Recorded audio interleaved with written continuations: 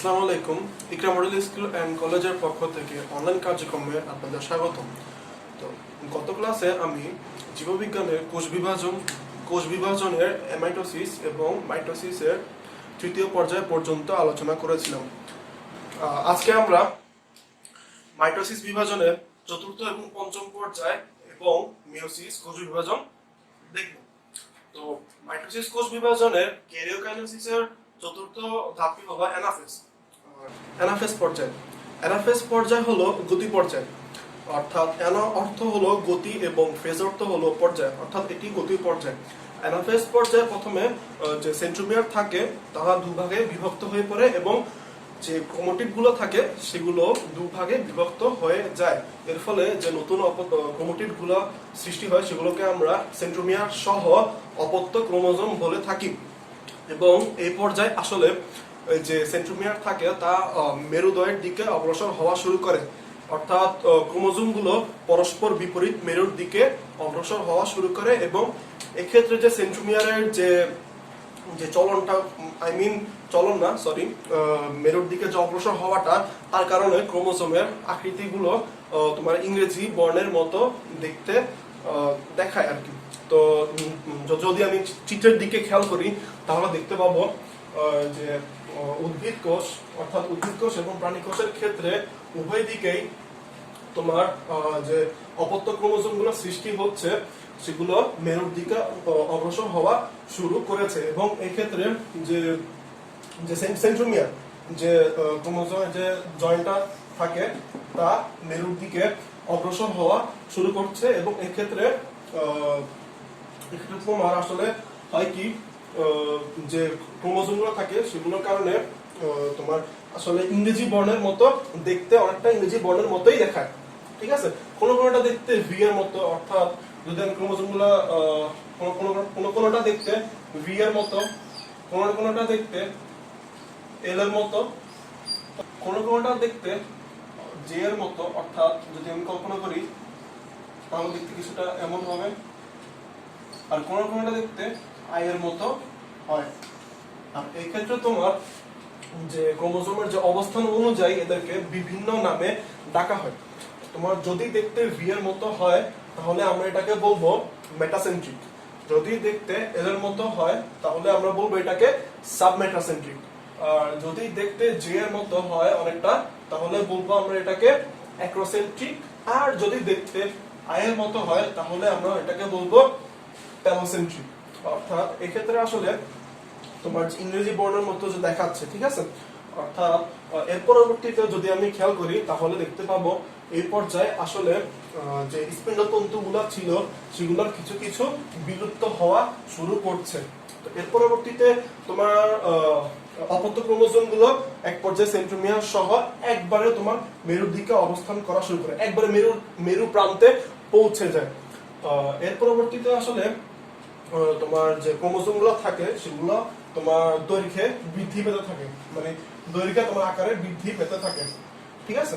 তো তোমার এভাবে আসলে যে সেন্ট্রোমিয়ারের যে চলনটা ঘটছে, সেন্ট্রোমিয়ার এবং ক্রোমোজোম উভয়েরই যে চলনটা ঘটছে সেই কারণে তোমার একটা মুভমেন্ট, অথবা তোমার বলতে গেলে তোমার অর্থাৎ তোমার একটা গতির ব্যাপার, বা আমি যদি বলি যে তোমার আসলে মুভমেন্ট হচ্ছে এখানে, ঠিক আছে, আর মুভমেন্টের জন্য একটা গতির প্রয়োজন, সেজন্য তোমার এটাকে আসলে গতি পর্যায়ে বলা হয়ে থাকে। অর্থাৎ আমি যদি সোজাভাবে বলি তাহলে সেন্ট্রোমিয়ারের আসলে চলনের কারণেই মানে ক্রোমোজোম একটা গতি লাভ করছে। সেন্ট্রোমিয়ার এটা কাট করো, ঠিক আছে, 2 লাইন কাট করো। এর আগে যে কথাগুলো বললাম তোমার কি বলে এটাকে সেন্ট্রোমিয়ারের যে গতি পর্যায় সম্পর্কে বলতেছি, এটা পুরোগুলো কাট করে দিও, ঠিক আছে। আমি যেটা বলবো ওটা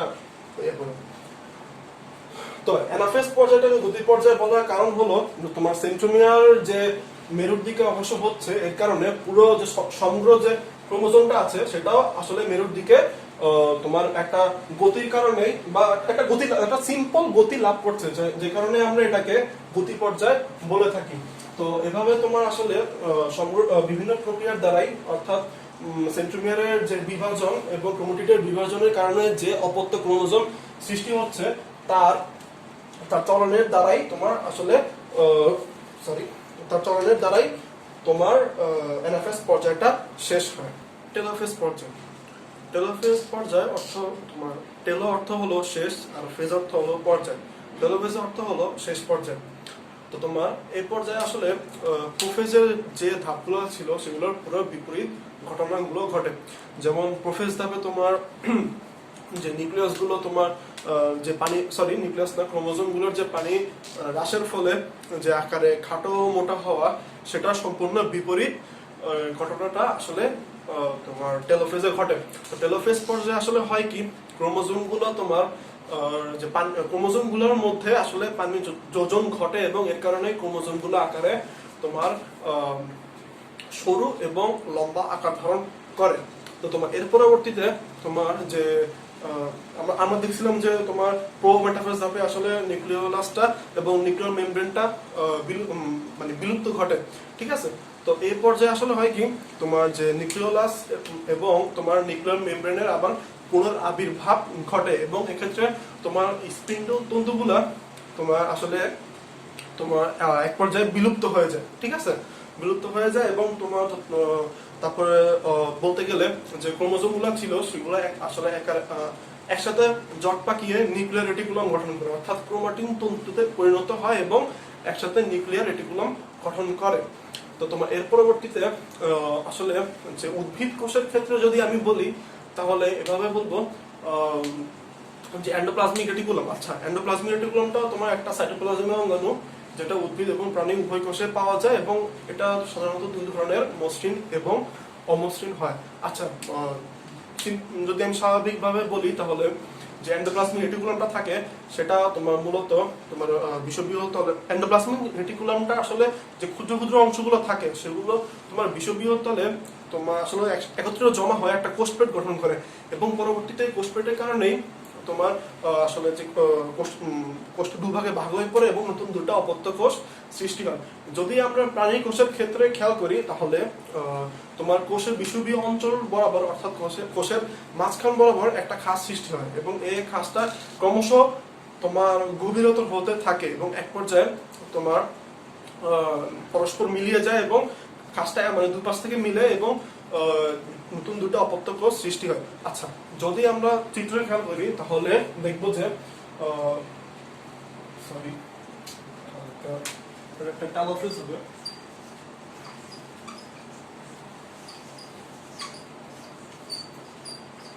আচ্ছা, যদি আমরা চিত্রে খেয়াল করি তাহলে দেখবো যে এখানে যে তোমার অ্যানাফেজ পর্যায়ে যে তোমার ক্রোমোজোম গুলো আসলে মেরু প্রান্তে পৌঁছে যাওয়ার পরবর্তীতে তোমার ক্রোমোজোম গুলোর মধ্যে আসলে পানি যোজনের কারণে আকারে তোমার খাটো না আকারে তোমার লম্বা এবং সরু হয়।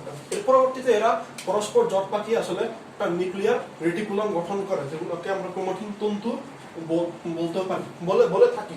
তো এর পরবর্তীতে আসলে হয় কি, তোমার এক্ষেত্রে যে স্পিন্ড তন্তুগুলো থাকে সেগুলো এক পর্যায়ে বিলুপ্ত হয়ে যায়, ঠিক আছে। তোমার আসলে প্রোফেজ ধাপে আমরা বলছিলাম যে তোমার যে ক্রোমোজোমগুলোর ক্ষেত্রে যে পরিবর্তন ঘটে সেটা সম্পূর্ণ বিপরীত ঘটনা এই পর্যায়ে ঘটে থাকে। তো তোমার এক্ষেত্রে আবার হয় কি, নিউক্লিওলাস অর্থাৎ তোমার নিউক্লিয়াসের মধ্যে যে গোলাকার ছোট ক্ষুদ্র বস্তু থাকে সেটার পুনরাবির্ভাব ঘটে এবং এর চারপাশে ঘিরে তোমার নিউক্লিয়ার মেমব্রেন অর্থাৎ নিউক্লিয়ার পর্দাটা তোমার আবির্ভাব ঘটে। উভয় ক্ষেত্রে প্রাণী কোষ এবং উদ্ভিদ কোষ উভয় ক্ষেত্রেই এই ঘটনাটা আসলে ঘটে থাকে। এটা হলো তোমার প্রাণী কোষ আর এটা হলো তোমার উদ্ভিদ কোষ।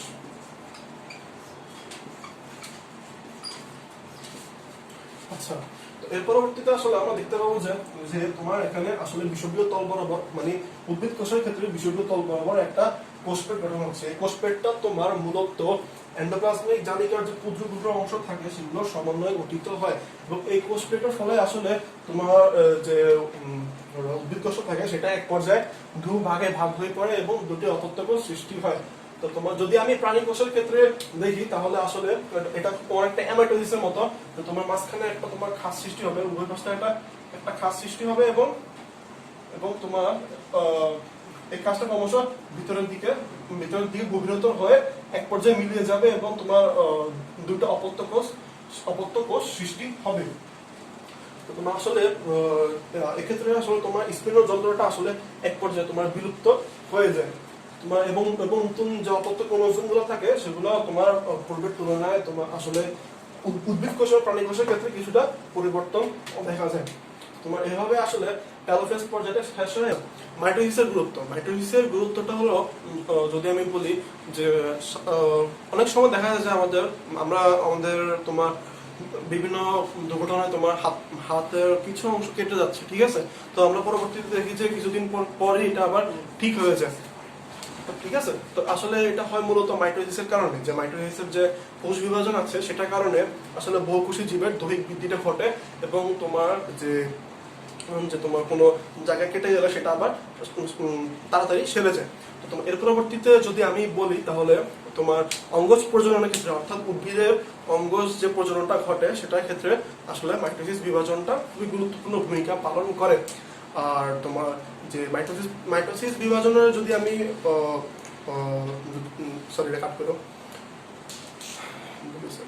আচ্ছা, কিছু ক্ষেত্রে দেখা যায় যে মানব দেহে অনিয়ন্ত্রিত কোষ বিভাজনের কারণে টিউমার সৃষ্টি হয়, অর্থাৎ আসলে এবং এই টিউমার থেকে আসলে একসময় ক্যান্সারের আবির্ভাব ঘটে।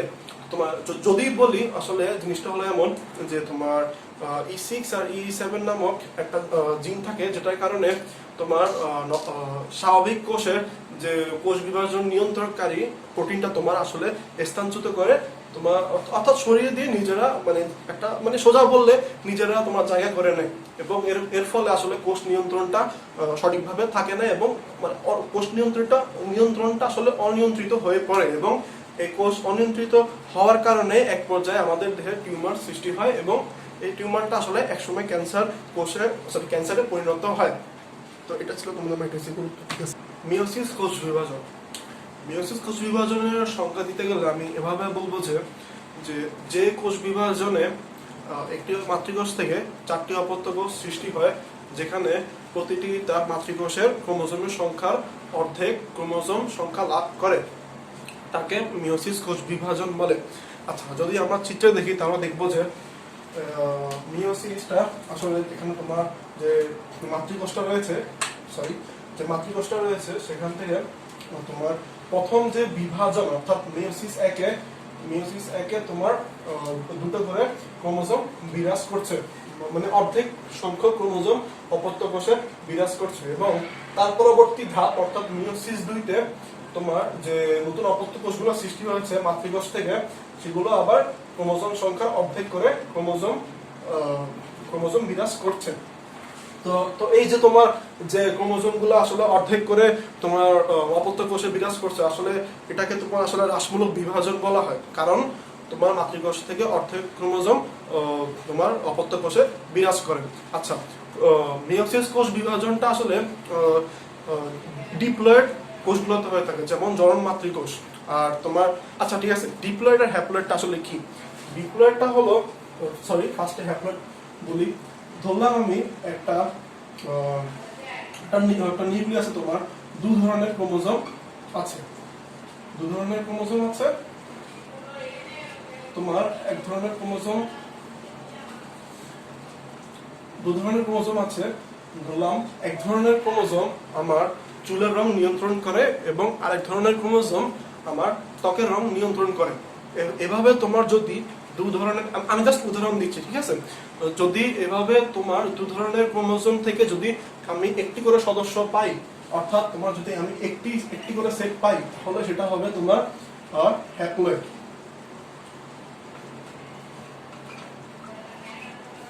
আর যদি আমি মনে করো এই দুই ধরনের ক্রোমোজোম থেকে আমি দুটো করে সদস্য পাচ্ছি, অর্থাৎ এই ধরনের ক্রোমোজোম থেকেও তোমার দুইটা সদস্য, আবার তোমার এই ধরনের ক্রোমোজোম থেকেও তোমার দুটো করে সদস্য পাচ্ছি।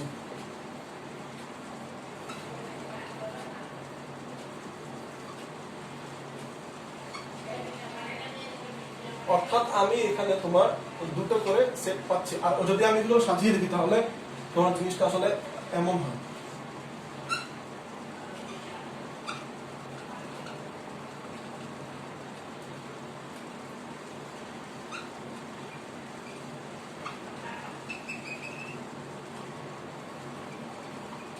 অর্থাৎ আমি 2 সেট করে ক্রোমোজোম পাচ্ছি, তখন আমি কি বলবো, ডিপ্লয়েড 2n, ঠিক আছে, 2n অর্থাৎ ডিপ্লয়েড, এবং শুধু যদি n থাকে তাহলে সেটা হবে হ্যাপ্লয়েড। অর্থাৎ আমি যদি উদাহরণস্বরূপ কোনো মাতৃকোষের নিউক্লিয়াসে যদি আমি 2 ধরনের ক্রোমোজোম থেকে কেবলমাত্র একটি করে সদস্য পাই, তাহলে সেক্ষেত্রে সেটা হবে হ্যাপ্লয়েড, এবং যদি আমি এই 2 ধরনের ক্রোমোজোম থেকে 2টি করে সদস্য পাই তাহলে সেটা হবে ডিপ্লয়েড। এটা তোমার মেইনলি তোমার 3টা সদস্য হতে পারে আর 2টা হতে পারে, এটা কোনো প্রবলেম না। তোমার এক্ষেত্রে আসলে হ্যাপ্লয়েড আর ডিপ্লয়েডটা মূলত এরকম, অর্থাৎ জনন মাতৃকোষের ক্ষেত্রে আসলে বিষয়টা এমন 2 সেট করে ক্রোমোজোম পাচ্ছি, আর তোমার যে হ্যাপ্লয়েড যে মাতৃকোষটি হ্যাপ্লয়েড যে কোষটি রয়েছে সেখানে আমি 1 সেট করে ক্রোমোজোম পাচ্ছি তোমার আসলে। আচ্ছা, এরপরে যে কোশ্চেনটা সেটা হলো যে তোমার আসলে মিওসিস যে কোষ বিভাজনটা, সেখানে যে নতুন অপত্য কোষগুলো সৃষ্টি হচ্ছে সেগুলো তো হ্যাপ্লয়েড, আর আমরা জানি যে মিওসিস কোষ বিভাজনটা আসলে ডিপ্লয়েড কোষে হয়ে থাকে। তাহলে তাহলে এই ক্ষেত্রে তোমার যে নতুন অপত্য কোষগুলো সৃষ্টি হবে সেগুলো কিভাবে আবার মিওসিস কোষ বিভাজনটা সচল রাখবে, বা ক্রোমোজোমের সংখ্যা কিভাবে ধ্রুবক থাকবে। তো চলো আমরা এই জিনিসটা আসলে দেখি। তো তোমার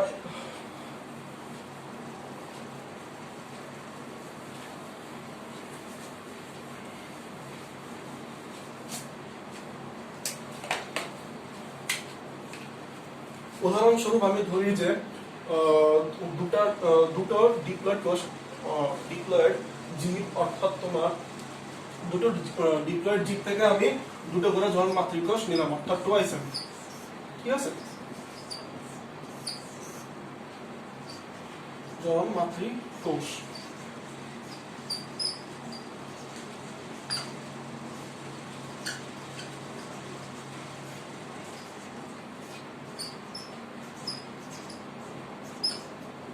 আচ্ছা, তো আমাদের জনন মাতৃকোষের মেইনলি কাজ হলো জনন মাতৃকোষ থেকে আমাদের আসলে বহুকোষী জীবে তোমার শুক্রাণু আর ডিম্বাণুটা উৎপন্ন হয়। তোমার এক্ষেত্রে যদি আমি বলি যে শুক্রাণু এবং যে ডিম্বাণুটা উৎপন্ন হবে সেটা হবে তোমার হ্যাপ্লয়েড, অর্থাৎ n।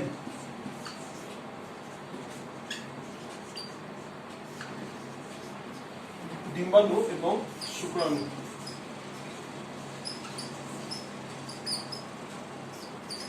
এবং এক্ষেত্রে ডিম্বাণু এবং শুক্রাণু পরস্পর মিলিত হয়ে তোমার যে নতুন কোষ উৎপন্ন করবে সেটি হবে তোমার জাইগোট,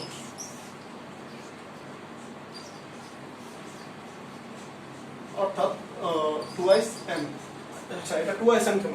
আচ্ছা, ঠিক আছে, ডিম্বাণু এবং শুক্রাণু যেহেতু পরস্পর মিলন হয়েছে, অর্থাৎ n + n = 2n, ঠিক আছে, সেহেতু তোমার নতুন যে জাইগোটটা উৎপন্ন হবে সেটাও হবে 2n। আর যে আমরা তো জানি যে জাইগোটের পরবর্তীকালে কোষ বিভাজনের কারণে আসলে একটা পূর্ণাঙ্গ মানবদেহ সৃষ্টি হয়, এবং সেই মানবদেহ থেকে আবার তোমার জনন মাতৃকোষটা উৎপন্ন হয়। এভাবে তোমার 2টি জনন মাতৃকোষ, 2টো ডিফারেন্ট মানবদেহ থেকে এসে তারপরে তোমার আসলে আবার পুনরায় জাইগোটটা গঠন করে, এবং এভাবে আসলে মিওসিস যে কোষ বিভাজনটা সেটা তোমার সচল থাকে এবং ক্রোমোজোমের সংখ্যাটা তোমার ধ্রুবক থেকে যায়। মিওসিস কোষ বিভাজনটা আসলে তোমার উদ্ভিদের ক্ষেত্রে তোমার পরাগধানী এবং ডিম্বকের মধ্যে, এবং বহুকোষী জীবে অর্থাৎ প্রাণীদেহের ক্ষেত্রে তোমার শুক্রাশয় এবং নির্বাশয়ের মধ্যে মিওসিসটা আসলে ঘটে থাকে, ঠিক আছে।